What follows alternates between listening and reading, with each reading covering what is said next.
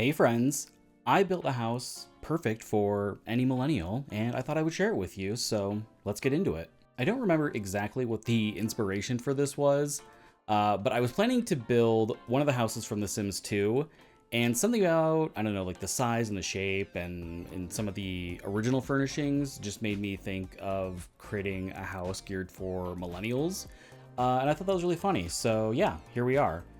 So I start off by building this in Brindleton Bay on this lot that's kind of, I don't know, it's kind of like secluded. It's like surrounded by plants and stuff. But it's not really, I don't know, it's not like a great lot to build on just because all of the things around the actual lot kind of get in the way when you're trying to look at stuff. So I will eventually move it to Newcrest, and that works a lot better. So yeah, but for this house, I kind of went in this sort of like, did a little bit more of like a modern farmhouse exterior, and then the interior, the different rooms are kind of, I don't know, based on sort of like millennial design stereotypes. So there's like a really gray bedroom. The main living area is like very neutral. And then there's like the, I don't know, kind of newer trend of using that sort of like darker green color everywhere. So I did that for like an office, like reading room, which I thought was, I think it actually looks really nice, but maybe that's just because I am also a millennial. So some of this speaks to me, maybe a little bit more than it should. So now I'm over in Newcrest. I've moved it over and I'm kind of working on the floor plan. And yeah, like I said, I was originally going to build one of the houses from The Sims 2, and it's very similar in size. It's like just like a square box. And the layout is actually fairly similar still. Really the only change is the bathroom. I moved that. But yeah, overall very similar. So it ends up having 2 bedrooms, the 1 bathroom. And then I ended up putting this sort of almost like attic, like dormer space at the top. I didn't actually make it accessible. But you could easily add in, a ladder or something like that if you wanted your Sims to be able to get up there. I had, because I was like playing around with the house too, quite a bit. I thought it was actually kind of a fun, like a fun lot and everything. And I downloaded, actually, I was going to download a Sim from the gallery, but I ended up just creating one, along with a dog for her because every millennial has a dog. We don't have children anymore, so. Yeah, she has like I think it's like a golden retriever or something, very classic dog. But yeah, while I was playing around with the house, I had like dust on like that system, so that like top floor got very, very dusty very quickly, since you cannot access it. So if you are playing with Bust the Dust, you may want to either turn it off or make it so your Sims can go up there and vacuum, I guess. And I thought it was particularly funny to keep this house pretty small. Like, even in a millennial's dream scenario, like, they can't imagine having an actually, really large house just because we're so used to, not being able to afford any house. So even just this, kind of average 2-bedroom, smaller house is a dream, would be a dream for us. I mean, I would love to live here. I would love to have my own house and space. So yeah, I thought that was kind of funny just to keep it like that. And I picked out, the flooring and most of I think all of the wall colorings at this point. So you can kind of see each room has like a sort of different millennial theme, like I mentioned. Yeah, I thought that would be a good way to kind of go about it. The kitchen, I think the kitchen turned out pretty nice. It's pretty modern. I used the cabinets from Dream Home Decorator, which seems fitting since this is a dream home, at least for someone. And yeah, I think the appliances, I can't remember if those are base game ones, like the higher end ones, or if they're like the cool kitchen stuff. I think they might be from that stuff pack actually. But yeah, I think it all came together really nicely. I will change the color of them in a little bit because I didn't really like the dark wood on the back of the island like that. Because those cabinets are kind of weird that came with that pack. They have like different wood coloring on the back compared to the front of the cabinets. So yeah, I do change those a little bit.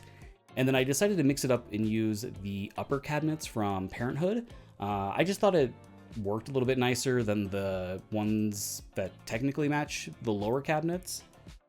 Just since those ones are like very repetitive in the patterns and everything, and I don't know, I didn't think it worked as nicely.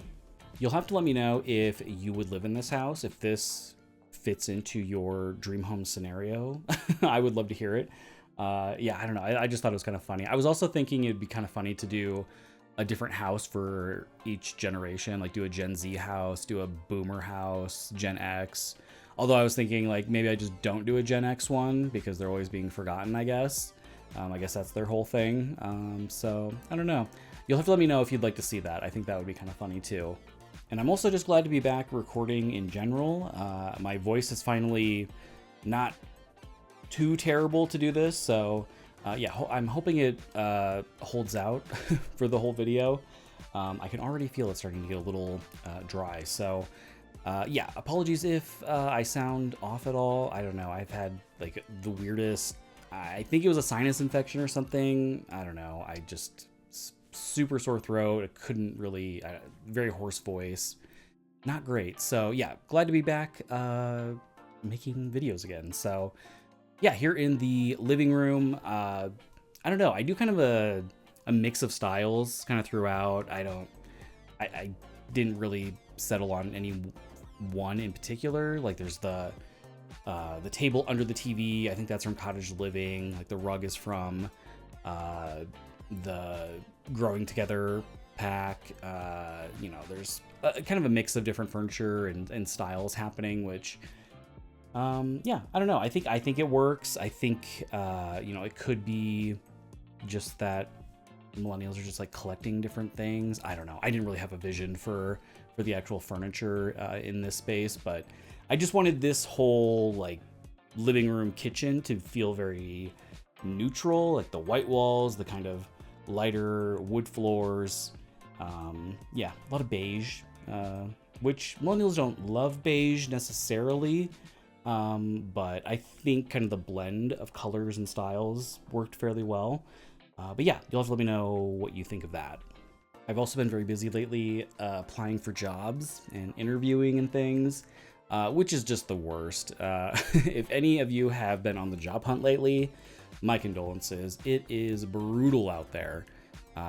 You know, they keep saying that the economy is just doing super great and they're adding all these jobs, but the pay is crap and benefits are terrible. And yeah, so if you are out there looking, stay strong. You are our strongest soldiers for sure if you are enduring that. But yeah, it's not great, but I do have a couple of promising prospects, so fingers crossed that I will be done soon. That is the hope, and I will just have more free time to create videos and whatnot instead of applying for jobs and updating my resume and all of that stuff. It's wild how much time you have to put into a job application.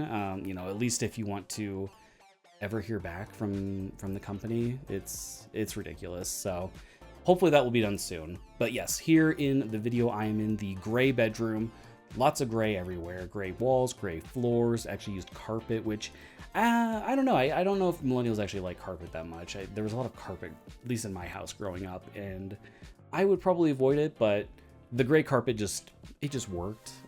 So but you could easily switch it to like that, I don't know, those like wood floors that are like stained gray. I don't like those. I don't love a lot of gray. I do like a little bit of gray though, so you know, some of the stereotypes hold true, unfortunately, maybe. And for the bathroom, I just did kind of a black and white themed. I think you know, that kind of plays into what millennials like too, like very minimal, kind of modern looking. So yeah, and this bathroom ends up being rearranged like 2 more times, just because I'm not really sure. Well, I know like the final time is because they can't use the tub to wash the dog. But yeah, I don't know, kind of a mess there. And the last room inside is probably my favorite part of the build. I did this sort of office library area. It's very dark and kind of moody. When I do the lighting at the end, I keep it kind of dark in there. There's just like a light, like a light or two next to the couch for reading. And there'll be one on the desk as well. Or no, I think I actually did like wall lights above it. But yeah, I really liked how this room turned out. I think it looks nice, and I'm also I don't know. I really do like green right now too. I'm just kind of following the trends, unfortunately. Not a very original thinker, I guess, but I think it looks nice, so I'm not going to apologize too much about it. This house also doesn't have a formal dining area, which, you know, it's kind of funny too, because you know, millennials don't use dining rooms. Apparently, that's like one of those things that, I don't know, boomers say. But to be fair, I have a dining area in my apartment. It's not like a separate room, but we don't really use it that much either. Like my roommate and I. I mean, I usually have breakfast there. Like I'll sit at the table, but I could just sit at the island in the kitchen. So yeah, I don't know. I guess it's nice if you actually do have a large group of friends that you invite over for dinner parties, but that's not really my life at the moment. But yeah, though I did put a small table in the kitchen, but I will actually get rid of that later because I wanted to add laundry in. And first I put the laundry in the bathroom, but it didn't really fit with everything, so I put it kind of out in the kitchen area, which not ideal, but you know, again, millennials are just going to take whatever they can get here, so they're going to be happy just to have in-unit laundry. So yeah. And you know, I had to do the fully fenced in yard because the sim has a dog, you know, because they're millennial, they're going to have a dog. And yeah, so got that in there and put it just like a little seating area on this little front, I don't know, patio area.